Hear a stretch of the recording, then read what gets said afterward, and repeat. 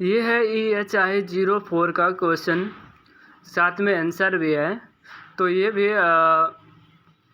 Exam में बहुत बार पूछे जाते हैं। तो चलते हैं, शुरू करते हैं। भारत में लोधी साम्राज्य के विस्तारित पर चर्चा कीजिए। भारत में लोधी साम्राज्य का जो विस्तारित हुआ उस पर चर्चा करने के लिए बोल रहे हैं। बहलोल लोधी ने 15वीं शताब्दी के उत्तरार्ध में दिल्ली में लोधी वंश की स्थापना किया में मुख्य भूमिका निभाए। उसके द्वारा भारत के बड़े हिस्से में कब्जे ले लिया गया था। उसका पुत्र सिकंदर लोधी उसकी मृत्यु के पश्चात गद्दी पर बैठा। सिकंदर लोधी लोधी वंश का द्वितीय शासक था। अपने पिता बहलोल खान लोधी की मृत्यु 17 जुलाई 1489 के उपरांत वह सुल्तान बना।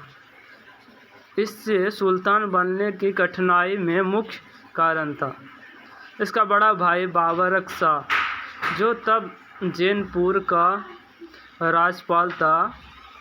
उसने भी इस गद्दी पर अपने पिता द्वारा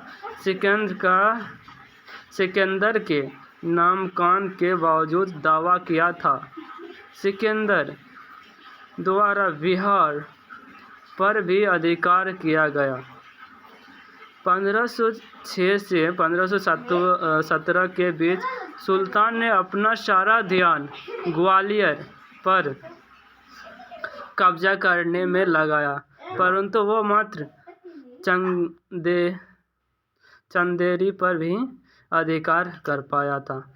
ग्वालियर तथा मालवा इसके राज से बाहर रहे।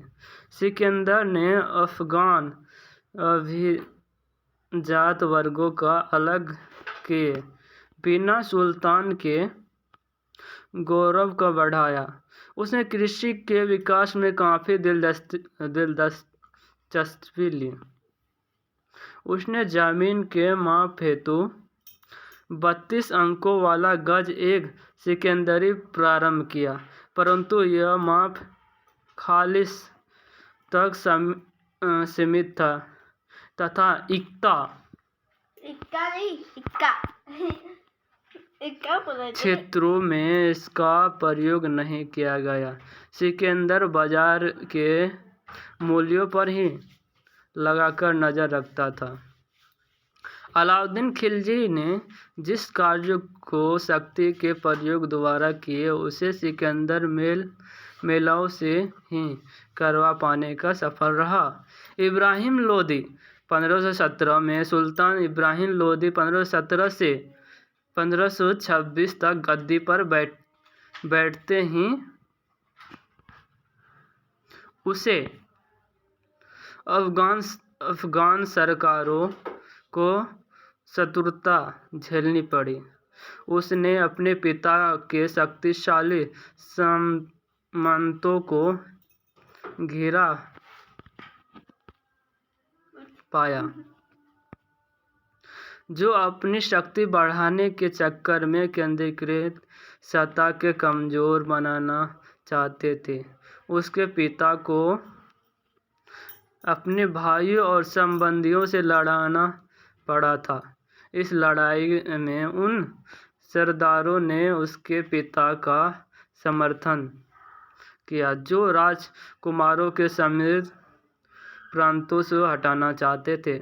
सुल्तान सिकंदर की मौत के बाद सरदारों ने सुल्तान इब्राहिम लोदी और उसके छोटे भाई राजकुमार जलाल खान लोदी कल्पी का गवर्नर के बीच साम्राज्य का बंटवारा करने का निर्णय लिया। सुल्तान इब्राहिम के यह बंटवारे मानने के लिए मजबूर किया गया, जिससे स्वाभाविक रूप से केंद्र कमज़ोर हुआ। कुछ समय बाद खान नुहानी जैसे बुजुर्ग सरदारों ने ये जो नए शासकों को नजराना पेश करने आए थे, बंटवारे के समर्थन की आलोचना की। उनका मानना था कि साम्राज्य के लिए विभाजन घातक है।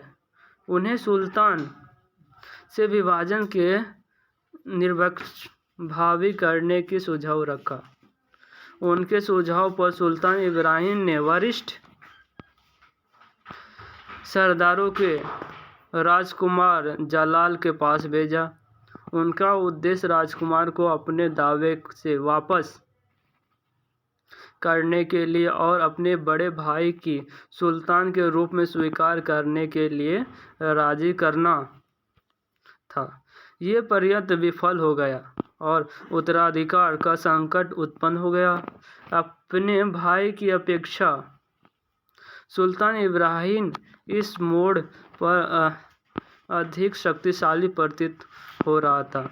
अतः पुराने सरकार जैसे कड़ा के राजाध्यक्ष आजमा हुमायूं शेरवानी के उसके पिता फतेह खां शेरवानी उसे जुड़े रहे। जब सुल्तान द्वारा विगत तोड़ के उनके विरुद्ध युद्ध किया गया तो दोनों जलाल खां को छोड़कर सुल्तान से जा मिले। तो दोस्तों ये थे EHI 04 का क्वेश्चन जो एग्ज़ाम में बार बार पूछे जाते हैं। उम्मीद है इनसे आपको बहुत हेल्प मिलेंगे।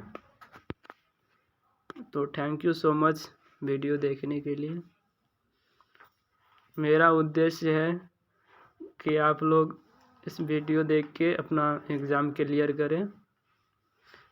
मेरा वीडियो बनाने का मेन उद्देश्य यही है। तो थैंक यू।